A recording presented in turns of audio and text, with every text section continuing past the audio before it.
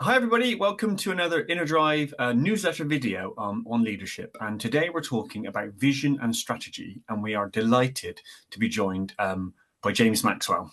And so James, tell us a little bit about who you are and where you work. Hello, Chris. So my name is James Maxwell. I'm the principal of Carrickfergus Grammar School in Northern Ireland, a school about 10 miles outside Belfast, with approximately 800 pupils. Wow. Nice. And well, again, thanks ever so much for joining us, because it's really important for us at Inner Drive that we add a kind of practical kind of lens to some of the theory that we put forward. And for those that have read the newsletter, you'll be familiar with the importance of things like vision and strategy. And so, James, I guess the first question is that, of course, the research shows that a clear vision fosters motivation, alignment, and resilience. And then when you get it wrong, when they're vague or imposed or kind of disconnected from a central vision, they typically fail to kind of inspire people or to guide them. Does that resonate with your experiences as a school leader? Yeah, 100%, Chris. And I think we've perhaps all seen it, haven't we, at one time or another? The beautifully designed vision statement mounted on the reception area of a school. And slowly fades into the background of daily school life, or it becomes a slogan on a wall, a mission statement on a website, or even a sentence in a prospectus. Yeah. But it's not a living, breathing guide for our work. And a vision, I think, should be a clear, compelling view of the future. But it only does work when it's lived, not laminated. And equally, operational plans that stem from vision should be a working document which reflects the context of a school at any given time and which maps out next steps in an ambitious and aspirational manner. And I think that resonates deeply with my experience, as I've learned firsthand, sometimes the hard way, Chris, that when a vision is vague or imposed too much from the top down, it can fail to both inspire and empower. Yeah. However, when it is clear and specific and co-created, it becomes a really organic, powerful tool for school improvement. And I'm pretty sure you might be able to tell me better, but I'm pretty sure that the research confirms that a shared vision fosters greater motivation, alignment, and indeed resilience within it. Absolutely. And I think the challenge is bridging the gap between, the written word and the daily reality of our classrooms, corridors, and communities that are linked to the school. And hopefully, as a principal of 15 years, I'll be able to share some key takeaways on how to do just that, using, I suppose, the journey of my own school as a practical example. Yeah, amazing. I mean, there's so much good stuff in there. That idea of kind of a compelling vision of the future, something that has got to tap into people's, I guess it's got to tug on their heartstrings a little bit. They've got to want to be in the place that you're describing. And I love that kind of that link you made between a vision having to inspire and empower people. Because again, that's where you get those kind of really deep levels of engagement.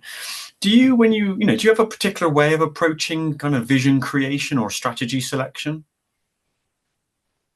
Yeah, good question. I think there are probably a number of steps. For me, the first one would be, creating a meaningful vision. That first step is to anchor it in a few really deeply held, non-negotiable values. And I think that is the starting point for any school mapping out a vision towards school improvement. What do you believe in? What are your non-negotiables as a school?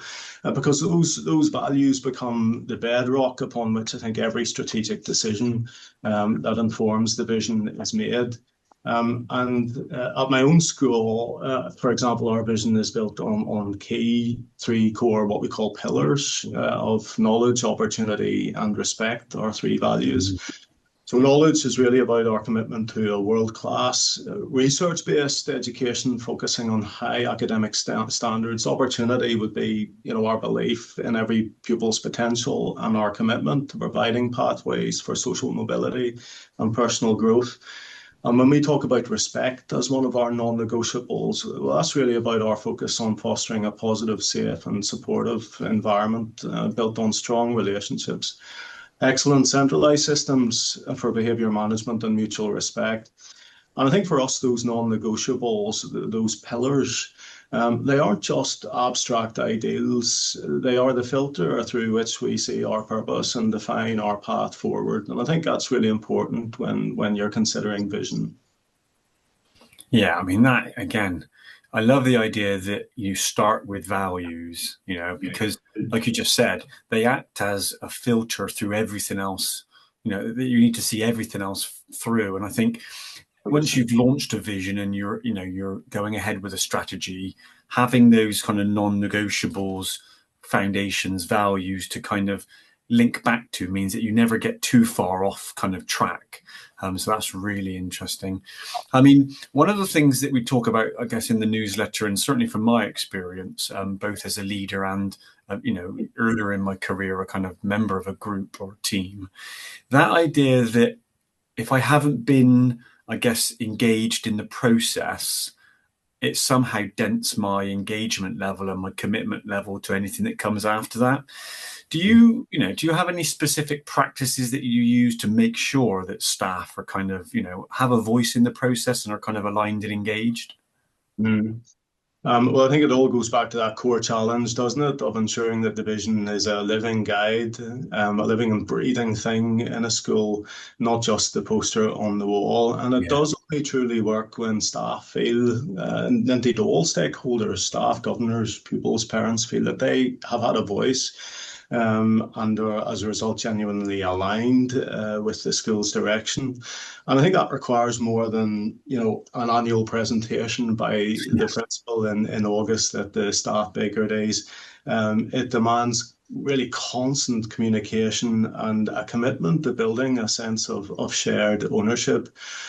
So I think in that respect, you need to be really explicit with the rationale, painting that picture of the vision, and also outlining to people as clearly as you can what you think the other side of the fence is going to look like. Yeah, nice. And I think alongside that, trying to create that open door approach to feedback on the vision, doing the surveys and questionnaires, yes, but encouraging feedback through informal channels also, I think, is good. Those conversations that you have, quick snapshots in the corridor that you get with staff and others. Informal chats, I think, are good in terms of affirming a direction also. And yes, I think it's important absolutely to listen to the enthusiasts, but Yeah. particularly closely to those who highlight issues with the direction the school is going in and seek to address those concerns in anticipation that people will value that they are being listened to and will work constructively towards improvement with you. Yeah, that's again, I love the idea that, you have to listen really closely to the Mm. voices that are almost maybe dissenting or not as engaged, because it is easy, I suppose, to hear what you want to hear, is to kind of listen to those kind of pats on the back and the kind of, celebratory stuff. I also really love that idea of creating a culture where you've got an open door policy, because going back to that idea that, once you're on the journey, you want to make sure that you're not straying too far, and having that open door policy where people feel like they can almost come to you at the onset of a concern means that you probably never get too far away from that. Yeah, that's really fascinating. Wow. One more thing, Chris, about Please, vision. yeah. I think one thing which really resonates with me quite a lot in my experience, sometimes when you think about vision and you have these operational plans in place which stem from it, it has a tendency to be about an end goal, about Yeah. reaching a particular summit in months, years, whatever it happens to be. But from my experience, I think it's important not to overlook the marginal gains along the way. And those marginal gains for us as a school are so precious. Those little nuggets that we glean as we journey towards a particular vision, which need to be accentuated and highlighted, and acknowledged as stepping stones towards a vision. And as an example, one of the things we're working on very closely at this school, and I have to say we are using a lot of the inner drive material to help us with that, is that interplay between, subject-specific knowledge of a teacher and how that filters down into the classroom, and giving teachers opportunity to develop their subject-specific knowledge as other careers get the chance to do that interplay between that and the pedagogical content knowledge, how we teach particular content in the classroom. And we've been using quite prolifically the Inner Drive Teacher CPD Academy to help us with that. But a marginal gain for me as a result of that work and giving staff the chance to step back and develop their knowledge, and PCK, the pedagogical content knowledge, is small things like the heightened discourse on Mm. even around the teachers, photocopying in the photocopying room, discussing strategies and techniques. Those are the small things which you can't necessarily capture in an operational plan or a school evaluation. Those small marginal gains, but so important as you journey towards a particular vision. So I would always encourage school leaders, watch out for those marginal gains and highlight them as successes when they happen. Wow. Wow. Thank you so much for your time today. There's so many takeaways for listeners, both practical and kind of more kind of bigger picture. And so again, yeah, thanks for your time, and thanks to those that are listening. Thank you, Chris. Take care.